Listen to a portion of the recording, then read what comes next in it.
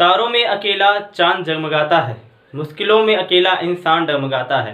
कांटों से घबराना मत मेरे दोस्त, क्योंकि कांटों में अकेला गुलाम मुस्कुराता है। नमस्कार मित्रों, मैं अभिषेक पांडे एपी सर क्लासेस में आपका स्वागत करता हूं।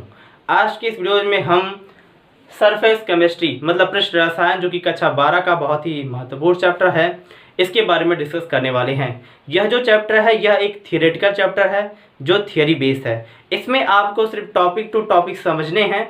समझने के बाद उसे ध्यान से आप अच्छे से नोट्स बनाएं, नोट से समझें तो आसानी से आपको ये चैप्टर समझ में आएगा। तो वीडियो को स्टार्ट करते हैं।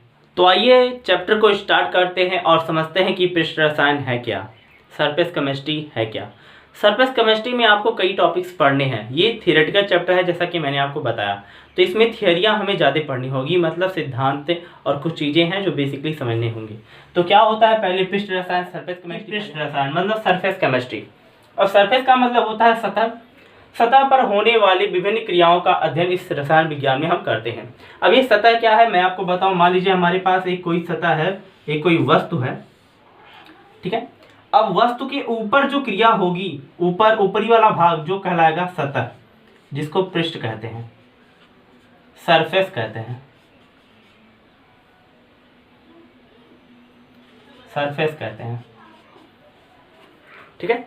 अब इसके अंदर वाली जो घटना होगी, अंदर, इसे कहेंगे स्थूल, जिसको बल्क कहते हैं, ठीक है। तो अब क्या होगी, ऐसी घटना या ऐसी क्रिया जो कहां पर हो, सतह पर हो, सतह पर हो, ऐसी क्रिया जो सतह पर हो वह हमारा कहलाएगा पृष्ठ रसायन। मतलब इस चैप्टर में हमें सतह पर होने वाली क्रियाओं को बारे में समझना होगा, मतलब सतह पर जो क्रियाएं होंगी उसी के बारे में हमें ये समझना होगा। इस चैप्टर में बहुत ही महत्वपूर्ण एक टॉपिक आता है जिसका नाम है, जिसको कहते हैं अधिशोषण।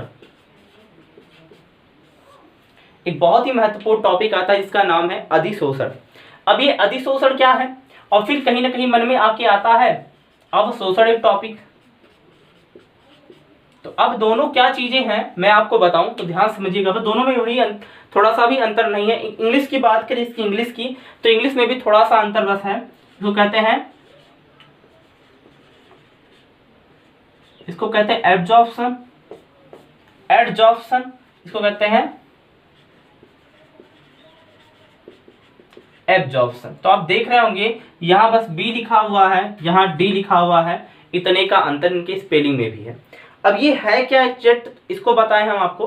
तो ध्यान समझिएगा कि अगर जो कोई भी बाहर से कोई भी वस्तु अगर जो आकर किसी सतह पर, इसके ऊपरी सतह पर यहाँ पर आकर के बैठ जा रही है, ध्यान समझिएगा, कोई वस्तु, कोई कण या कुछ भी हो सकता है, कोई भी पार्टिकल जो आकर इसके सतह पर बैठ जाए तो उसे कहेंगे अधिशोषण।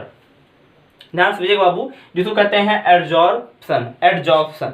अब क्या होगा, अगर जो कोई सतह पर कोई भी वस्तु आकर के सतह पर है, सतह में आने के बावजूद इसके अंदर चली जाए, कहां चली जाए, इसके स्थूल में चली जाए, इसके बल्क में चली जाए। ध्यान समझिएगा बाबू, कोई भी बाहर से कण आकर के इसके स्थूल में चला जाए, इसके बल्क में चला जाए, तो वह जो कार्य कहलाएगा वो कहलाएगा अवशोषण, एब्जॉर्प्शन। तो यहाँ आपने ये समझ ही लिया होगा। अब हम परिभाषा के माध्यम से समझेंगे। अब हम परिभाषा के माध्यम से अधिशोषण को समझने की कोशिश करते हैं। तो यहाँ पर अगर जो हम बात करें एब्जॉर्प्शन की, तो यह जो अधिशोषण है वह सतही घटना है। जैसा आपको पहले मैंने बताया कि यह सतह पर होने वाली घटना है, सरफेस पे होने वाली घटना है। तो यहाँ क्या होता है, स्थूल जो है, स्थूल में अंदर नहीं समावेशित होता है, ऊपर का ऊपर ही घटना यह होता है। अब थोड़ी आगे बढ़ते हैं तो क्या लिखा है, आणविक स्पीशीज का किसी ठोस या द्रव के स्थूल की अपेक्षा पृष्ठ सतह पर संचित, पृष्ठ को ही सतह कहा जाता है, सरफेस कहा जाता है, पर संचित होना अधिशोषण कहलाता है। तो ये अधिशोषण मतलब एब्जॉर्प्शन, एडजॉर्प्शन क्या कहलाएगा। तो यहाँ कहने का तात्पर्य है जो आणविक स्पीशीज का मतलब जो भी ऊपर से आने वाला डस्ट पार्टिकल हो या कोई भी पार्टिकल हो, वह कोई जिसके अंदर अणु हो, अणुओं से मिलकर बना हो, वह क्या होगा, अगर जो किसी सतह पर सरफेस पे जाएगा, स्पीशीज पे जाएगा, वह स्पीशीज कौन सी हो सकती है, या तो वह ठोस हो सकती है या तो वह द्रव हो सकती है। तो ये दोनों में से किसी एक स्पीशीज पर जब वह क्या होता है, स्थूल पर अपेक्षित होता है, सतह पर संचित होता है, तो यह घटना कहलाती है अधिशोषण, कहलाती है एडजॉर्प्शन कहलाती है। तो यहां से आपने ये चीज समझी होगी। इसको थोड़ा समझने की और बेहतर तरीके से कोशिश करते हैं।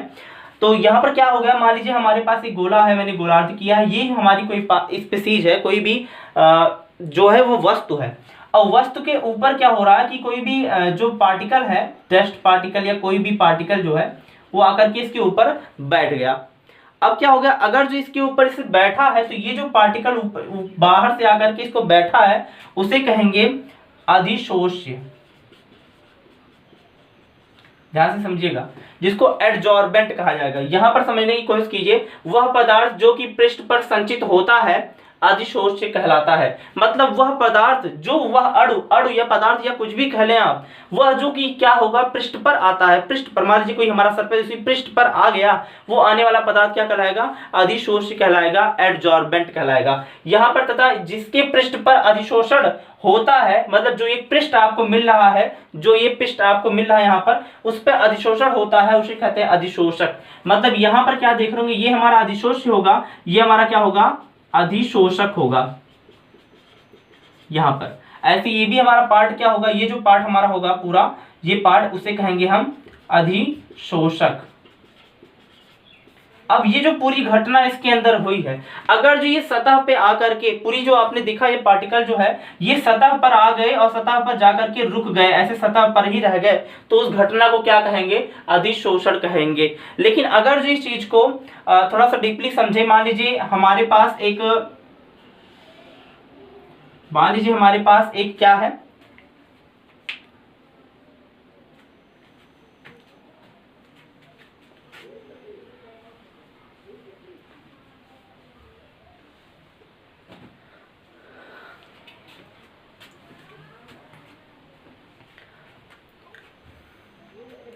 मान लीजिए हमारे पास एक चाक है। अब चाक का ऑब्जेक्टली रंग कैसा होगा, सफेद होगा, ठीक है। अब क्या होगा, चाक जो सफेद है उसको हमने क्या किया, किसी भी इंक में डुबा दिया, ठीक है। अब चाक को हमने लिया, उस किसी भी इंक में हमने डुबा दिया। अब डुबाने के पश्चात आप क्या देख रहे होंगे, जो चाक होगा हमारा वो कैसा रंग धारण करे, क्योंकि चाक के ऊपर क्या होगा, ऊपर क्या हो जाएगा, रंग लग जाएंगे। मतलब चाक के ऊपर क्या हो जाएगा, यहाँ इस पूरे पार्टिकल में रंजक लग जाएंगे, रंजक।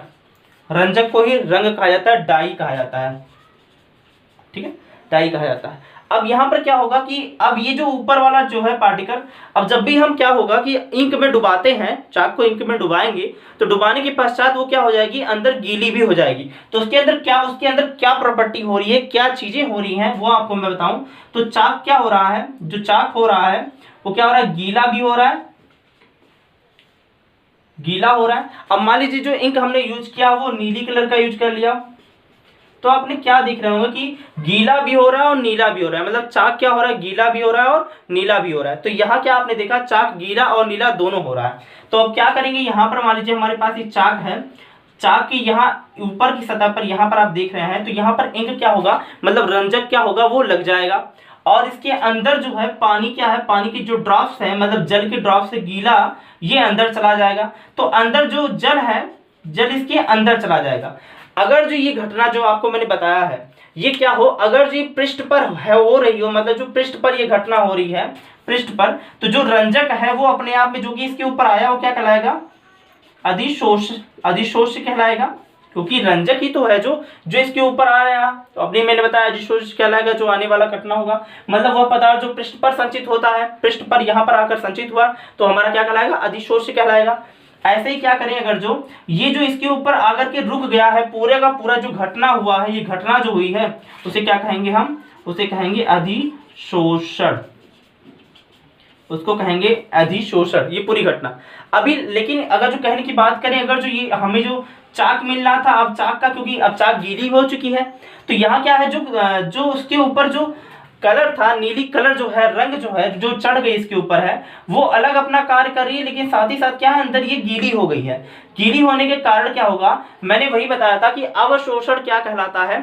अवशोषण का अर्थ यह होता है कि वह जो स्थूल में ऐसी क्रिया, जैसा जो पार्टिकल हो, जो आने वाला पार्टिकल बाहर से हो, वो क्या हो जाए कि जो स्थूल में बल्क में अंदर चला जाए, ठीक है। तो वह जो क्या होगा, सोख ले उसे, तो क्या कहेंगे, उसे अवशोषण कहेंगे। तो यहाँ आप क्या देख रहे होंगे, जो जल है वो क्या हो गया, सोख लिया गया, उसे क्या कहेंगे, हम उसे कहेंगे अधिशोषक, क्योंकि क्या है, जल जो है, जल को सोख लिया इसने, अभी पार्टिकल जैसे मैंने बताया था। अब इसके ऊपर जो घटना पूरी हुई है उसे हम कहेंगे अवशोषण। ये जो पूरी घटना हुई है उसे हम कहेंगे अवशोषण। अब ये क्या है, इस चीज को और बेसिक समझे हम, तो आप क्या करते हैं कि चाय जो है, चाय पीने के लिए बिस्किट उठाते हैं, तो बिस्किट को जब आप चाय में डालेंगे तो डालने के बाद क्या होगा, धीरे धीरे वो क्या करेगा, बिस्किट, क्योंकि चाय जो होते हैं वो पानी का अंश होता है उसके अंदर, तो क्या करेगा, उसको पूरा भिगा देगा। तो ये पूरी घटना जो होगी वो क्या कहलाएगी, अवशोषण कहलाएगी। ठीक है। अब पार्टिकल क्या है, मान लीजिए यहाँ पर आपने कार देखा होगा, घर पे कार कहीं खड़ी हो गई है, तो बाहर क्या होगा, खड़ी होने के बाद कुछ ना कुछ देर के बाद उसमें क्या होंगे, धूल के जो कण हैं वो उसके ऊपर बैठ जाएंगे। ठीक है। तो धूल के कण जो उसके ऊपर बैठे हैं, वो क्रिया हुई है, उसके क्या कहेंगे, अधिशोषण कहेंगे। लेकिन अगर जो धूल के कण उसके ऊपर बैठे हैं तो क्या होगा, लगा पूरा का पूरा गाड़ी जो पार्टिकल हुआ उसके ऊपर वो क्रिया हुई है, उसे कहेंगे अधिशोषण। लेकिन अगर जो ये चीजें, स्पंज ले लीजिए, कोई भी स्पंज का पार्टिस लीजिए, उसके ऊपर पानी आप गिरा दीजिए, तो आप जब उसके ऊपर पानी गिराएंगे तो पानी गिराने के बाद क्या होगा, वह पानी उसके अंदर सोख लेगा, तो ये क्रिया कहलाएगा। यहाँ पर फाइनली कुछ और भी महत्वपूर्ण बातें हैं जिन्हें हमें समझना पड़ेगा। यहाँ पर वो बातें क्या हैं, जैसे मैंने लिखा, अंतःपृष्ठ या सतह को स्थूल प्रावस्था से अलग दर्शाने के लिए एक हाइफन या स्लैश का उपयोग किया जाता है। ये बातें क्या है ये बताऊं मैं आपको। तो यहाँ मान लीजिए कोई भी पार्टिकल आने वाला ठोस हो और वह किसी गैसेस पार्टिकल पे गैसेस पार्टिकल पे अध्यारोपित हो रहा।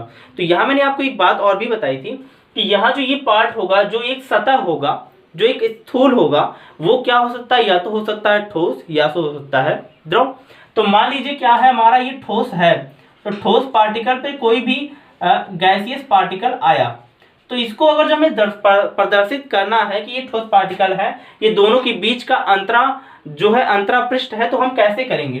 तो यहाँ पर हम क्या करेंगे, यहाँ लिखेंगे ठोस, अब ऐसे लिखते हैं ठोस एवं गैस लिखेंगे हम, तो ऐसा नहीं करना पड़ेगा हमें क्या करना पड़ा, सिंपली से ऐसे लिखना पड़ेगा ठोस, फिर हाइफन लगा दीजिए, ठीक है, और गैस लिख दीजिए। या हम इसको इस तरह से भी लिख सकते हैं, ऐसे लिख सकते हैं ठोस, यहाँ पर स्लैश करके लिख दीजिए गैस। तो यहाँ इस तरह से हम इसे निरूपित करेंगे। तो ये बातें आपको शायद अच्छे तरीके से समझ में आई होंगी। अब हम समझने की कोशिश करते हैं इसके प्रॉपर्टी की, मतलब इसके गुण की, मतलब जो हमारा अधिशोषण है उसके गुण क्या है, यह हम समझने की कोशिश करेंगे। तो यहाँ हमारा जो इसके गुण है वो हमारे भौतिक गुण हो सकते हैं, भौतिक अधिशोषण हो सकता है, और एक रासायनिक अधिशोषण हो सकता है। भौतिक अधिशोषण की बात करें तो यहाँ लिखा है अधिशोष्य तथा अधिशोषक के मध्य दुर्बल वांडरवाल बल होता है, मतलब इनके मध्य में जो होता है वह दुर्बल अंतराणविक जो वांडरवाल फोर्स लगता है इनके अंदर। ये कैसे होता है देखिए ध्यान से, जैसे मैंने आपसे बताया था यह एक सरफेस है, अब इस सरफेस के ऊपर क्या होगा, कोई भी पृष्ठ आकर के इसके ऊपर बैठेगा, तो यह जो ऊपर सा पृष्ठ आएगा उसे क्या कहेंगे, अधिशोष्य कहेंगे। बात ये समझ में आ रही होंगी आपको। और ये जो पार्टिकल है जो जिसके अंदर ये चीजें जा रही हैं वो क्या कहलाएगा, हमारा अधिशोषक कहलाएगा। तो क्या होगा, इनके और इनके बीच का जो मध्य होगा, जो बल होगा, वह दुर्बल बल लगेगा। जैसा कि मैंने आपसे बताया था वैसे फिर से समझिए कि जैसे मैंने कहा कार है, तो कार क्या होता है कि कार कहीं पर है, तो वायुमंडल के जो भी पार्टिकल होंगे, डस्ट पार्टिकल होंगे जो उसके ऊपर बैठेंगे। अब बैठने के बाद क्या होता है कि वह जब बैठेंगे उसके ऊपर, तो क्या हम उसको परमानेंट रखेंगे या साफ नहीं कर सकते। अगर जो उसमें धूल के कण जो है वो बैठे हुए हैं तो हम उसे फूंक देंगे तो आराम से वो उड़ जाएगा। तो वहां उनके बीच में जो आकर्षक बल लगा, जो उनके बीच में बल लगा, वो क्या था, दुर्बल था, इसी कारण से वो उड़ सके। नहीं अगर जो प्रबल बल लगता तो उड़ नहीं पाते वो। तो यहाँ पर क्या है, यहाँ समझते हैं रासायनिक अधिशोषण में। रासायनिक अधिशोषण की बात करते यहाँ लिखा है अधिशोषक व अधिशोषक के मध्य प्रबल रासायनिक बंध लगता है। यहाँ पर जैसे कहने की बात करें, यहाँ पर भी वही बात, यहाँ पर जो होगा ये पार्टिकल क्या आएगा, ऊपर वाला पार्टिकल जो कहलाएगा वो क्या कहलाएगा, अधिशोष्य कहलाएगा। जो अंदर पार्टिकल आएगा उसे कहेंगे अधिशोषक। ठीक है। अब क्या होगा अधिशोष्य और अधिशोषक में, इस चीज को थोड़ा समझने की कोशिश कीजिए। मान लीजिए हमारे पास क्लास 10th में आपने ये बात पढ़ी होगी कि मैग्नीशियम रिबन को रेगमार से साफ क्यों किया जाता है पहले, ठीक है, और दहन के पश्चात रेगमार से साफ क्यों किया जाता है, वो चीजें यहाँ पर आपको भी समझ में आएंगी, कुछ अच्छी बातें हैं। मान लीजिए जो हमारा एक मेटल है जो कि मैग्नीशियम का है, अब यहाँ पर जो वायुमंडल में या तो जो पार्टिकल है, वायु में जो भी पार्टिकल हमारा है वो क्या होगा, उसके ऊपर अगर बैठेगा तो क्या होगा, मान लीजिए वायुमंडल में होते हैं ऑक्सीजन होते हैं, हाइड्रोजन होते हैं, तो क्या होता है ऑक्सीजन मोस्टली क्या होगा, इसके ऊपर आकर के यहाँ पर बैठेगा, तो क्या होगा, ये दोनों के बीच में क्या होगा, रिएक्शन होगा। तो मैग्नीशियम और ऑक्सीजन के बीच में रिएक्शन होगा, तो ये दोनों क्या बना लेंगे, मैग्नीशियम ऑक्साइड। ये क्या होगा, यहां पर इन लोगों ने मैग्नीशियम ऑक्साइड बना लिया, जो कि एक प्रबल क्या है, रासायनिक बंध है। अब इस बंध को अगर जो हम हटाएंगे नहीं तो वो जलेगा ही नहीं। तो मैग्नीशियम रिबन क्लास 10th में आपने यही पढ़ा था कि मैग्नीशियम रिबन जो था उसके ऊपर ऑक्सीजन का जो परत अगर जो चढ़ जाता है, जो ऑक्साइड की लेयर चढ़ जाती है, उसको हम रेगमार से साफ करते हैं, तभी जाकर ऐसा होता है। मतलब वो बल इतना ज्यादा प्रबल होता है कि यहाँ पर आकर के इसके बीच में, दोनों के बीच में एक बंध बना लेता है, रासायनिक बंध बना लेता है। तो ये टॉपिक आपको समझ में आई होगी। सेकंड टॉपिक, ऐसे ही भौतिक अधिशोषण और रासायनिक अधिशोषण के दूसरे पॉइंट पे हम लोग आते हैं। जो हम लोग का दूसरा पॉइंट है, यह कह रहा है कि यह प्रकृति में विशिष्ट नहीं है, और ये कह रहा है ये प्रकृति में अति विशिष्ट है। कहने का तात्पर्य हमारा यह है, विशिष्टता का मतलब होता है स्पेसिफिक। अब जैसे क्या होता है कि जो मिट्टी है जो कार पे पड़ रही है, ठीक है, वो ये तो भेदभाव नहीं करती कि भाई हमारे जो बाइक है या किसी चीज पे पड़ रही है आप पे नहीं पड़ेगी, भेदभाव तो नहीं करती ना, वो सब पे समान पड़नी है। तो ऐसे क्या होता है कि वो विशिष्टता रखती है। ऐसे इस चीज को समझने के लिए मैं आपको थोड़ा सा और बताऊं कि जैसे कुछ बच्चे ऐसे होते हैं कि जो माँ के बड़े लाडले होते हैं, वो कहता है कि नहीं मुझे आज पनीर ही खाना है, मुझे पनीर बना दे दो, ठीक है। तो क्या होता है कि वो अपने अंदर एक विशेषता रखते हैं कि भाई मुझे पनीर ही खाना है। और कुछ बच्चे ऐसे होते हैं जो मिलता है वो खा लेता है। तो ऐसा क्या है कि वो विशिष्टता उनके अंदर नहीं होती है, लेकिन कुछ बच्चे ऐसे होते हैं जिनके अंदर बहुत अधिक विशिष्टता होती है। इसको ये होता है कि कहने का मतलब है जो भौतिक अधिशोषण है ये विशिष्टता नहीं रखते। मिट्टी है, चिपक गया, उसके बाद हम साफ कर दें, साफ हो गया, तो ऐसे ही नहीं, विशिष्टता नहीं रहती है। लेकिन ये जो है ये कुछ अति विशिष्ट होते हैं। जो रासायनिक अधिशोषण होते हैं वो अति विशिष्ट क्यों होते हैं, उसका कारण क्या है कि जैसे मान लीजिए मैं बात करूं अगर जो एल्यूमिनियम की, जब एल्यूमिनियम क्या है ऑक्सीजन से रिएक्शन करेगा तो ये दोनों बनाकर Al2O3 बनेगा। अब ये जो है एल्यूमिनियम ऑक्साइड का फॉर्मूला जो होता है Al2O3 ही होता है, ये नहीं कि उसका फॉर्मूला बदल जाएगा, उसका फॉर्मूला वही होगा।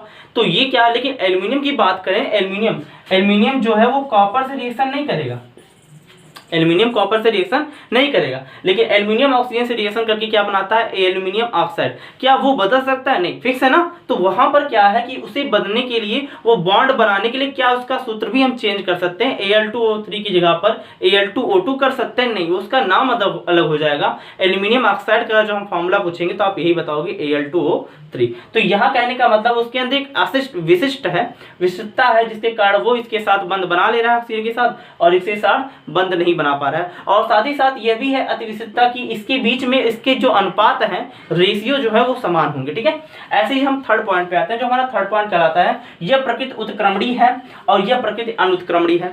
उत्क्रमणीय कहने का तात्पर्य है कि अगर जो डस्ट पार्टिकल जो थे वो कार पर पड़े हैं तो उसे हम दोबारा साफ कर सकते हैं। मान लीजिए डस्टर है, डस्टर चाक से हम लोग लिख रहे हैं, उसे इरेज करेंगे, जब मिटाएंगे तो क्या करेंगे, उसको हम ऐसे दबा, ऐसे झटकार दें, किसी भी तरीके से ठोक दे उससे, तो हम क्या करेगा कि उसकी जो डस्ट पार्टिकल है वो नीचे गिर जाएंगे, ठीक है। अब ऐसे ही मान लीजिए मैं इसको इरेज करूं तो ये मिट जाएगा। तो ऐसा नहीं है कि ये परमानेंट हो गया, मिटेगा नहीं, ये मिट सकता है, उत्क्रमणीय है।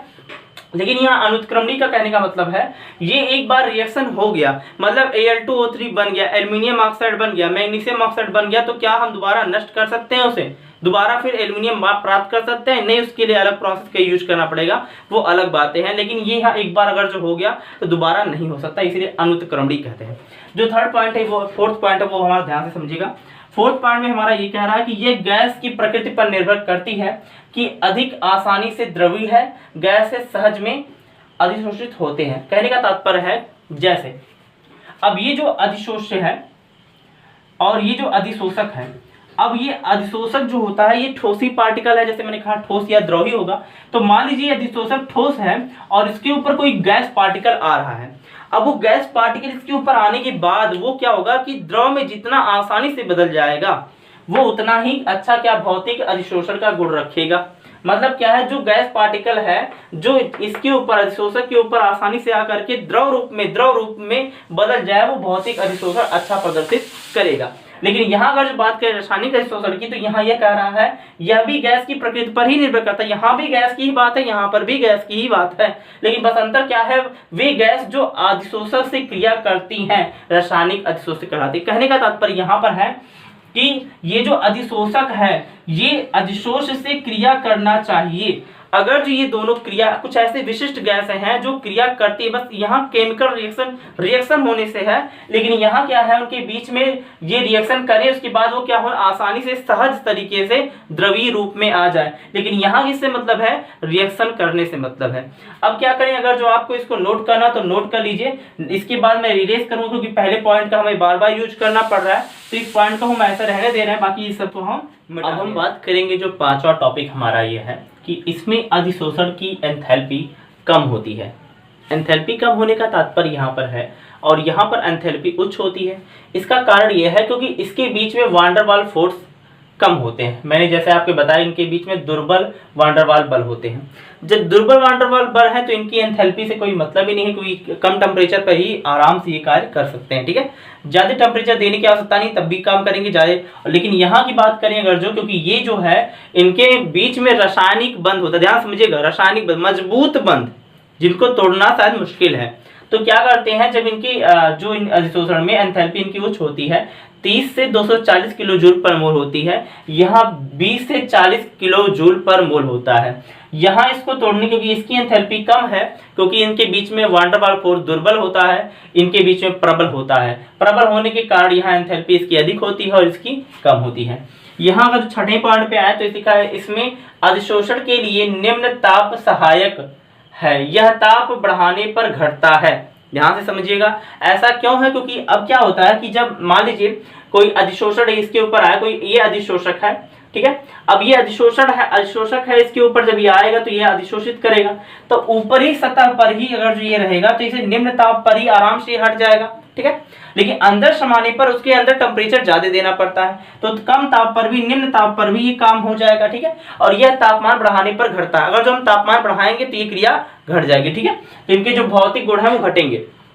ऐसे ही बात की जो पांचवा टॉपिक इसमें है, इसमें अधिशोषण की एंथैल्पी, सॉरी फ्रेंड्स ये छठा है। ठीक है, अधिशोषण के लिए उच्च ताप सहायक होता है और साथ ही साथ यह ताप बढ़ाने पर घटता है। ध्यान से ये बात समझिएगा कि जब हम ताप बढ़ाते हैं, जब हम ताप बढ़ाएंगे तो जो रासायनिक अभिक्रिया है वो धीरे धीरे कम होगी, क्योंकि क्या होता है इसका जो तापमान है वो उच्च करेंगे तभी जाकर ये रिएक्शन का जो टर्मिनोलॉजी है वो कुछ अलग होगा। ठीक है, तो यहाँ इसके टॉपिक से समझते हैं। जो हमारा सातवां टॉपिक है ये लिखा है, यह पृष्ठीय क्षेत्रफल पर निर्भर करता है, यह पृष्ठीय क्षेत्रफल बढ़ाने पर बढ़ता है। यहाँ कहने का मतलब जैसे मैंने आपको बताया था, एक मिट्टी का घेरा है कुछ भी है जो हमारे कार के ऊपर पड़ी हुई है, तो यह कार के ऊपर ये घेरा जो पड़ा हुआ है, ठीक है, अब क्या कह रहा है कि कहने का मतलब है ये पृष्ठीय क्षेत्रफल पर निर्भर करता है। अब ये निर्भर ये करता है कि कितने एरिया में जो डस्ट पार्टिकल है वो पड़े हुए हैं।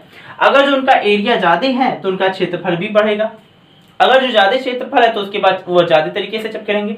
यहाँ पर बात करें तो यह भी पृष्ठीय क्षेत्रफल पर भी निर्भर करता है, लेकिन पृष्ठीय क्षेत्रफल पर बढ़ता है। लेकिन ये क्या है कि अगर जो पृष्ठीय क्षेत्रफल बढ़े, जितना पृष्ठीय क्षेत्रफल बढ़ेगा जितना दूर रिएक्शन करेगा उतना ही दूर रिएक्शन करेगा, दोनों में सिमिलर है, कोई अंतर नहीं इसमें। ठीक है, यहाँ ये जो आठवां है ये इंपॉर्टेंट होता है। ये जो होता है मल्टी सेलुलर होते हैं, मतलब बहुआण्विक होते हैं। ये मल्टी होते हैं, मल्टी लेयरिंग होते हैं, सॉरी मल्टी सेलुलर नहीं, मल्टी लेयरिंग होते हैं, मतलब ये बहुत आणविक होते हैं। इनके अंदर अणुओं की संख्या बहुत ज्यादा होती है, क्योंकि सभी आकर लगते गए एक लेयर बना लिया, साफ कर दिया। अभी होता है मिट्टी, आप देखो जब आप गाड़ी को ऐसे कुछ दिन के लिए रख दो तो आप देखोगे कि उसमें मिट्टियां जो है वो आकर के बैठती जाएंगी और बड़ा सा लेयर बन जाएगा, उसे साफ कर दोगे, साफ करोगे, क्योंकि उसके अंदर बहुआण्विक हो गए।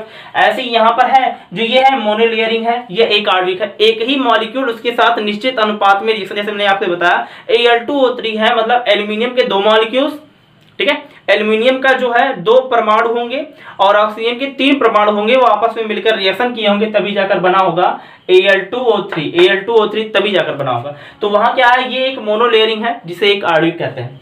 और जो नवा टॉपिक है ये हमारा ये कहलाता है अधिशोषक उष्मा कब होती है। इसमें अधिशोषक की जो उष्मा होती है, अधिशोषक ध्यान समझिएगा, अधिशोषक की जो उष्मा होती है वो कम होती है, यहाँ अधिशोषक की उष्मा अधिक होती है। यही कारण है कि ये रिएक्शन रासायनिक अभिक्रिया कर पाता है। अगर जो उष्मा अधिक नहीं होती तो ये रिएक्शन नहीं हो पाता, यही कार्य करने रहता, भौतिक अधिशोषण करने रहता। ठीक है, तो आज के इस वीडियो में हमने भौतिक और रासायनिक अधिशोषक समझा। नेक्स्ट वीडियो में मैं आपको जो अधिशोषक है वो कैसे होते हैं यह बताऊंगा, साथ ही साथ इसके कुछ महत्वपूर्ण तथ्य जो है और ये नए नए टॉपिक के बारे में बताऊंगा।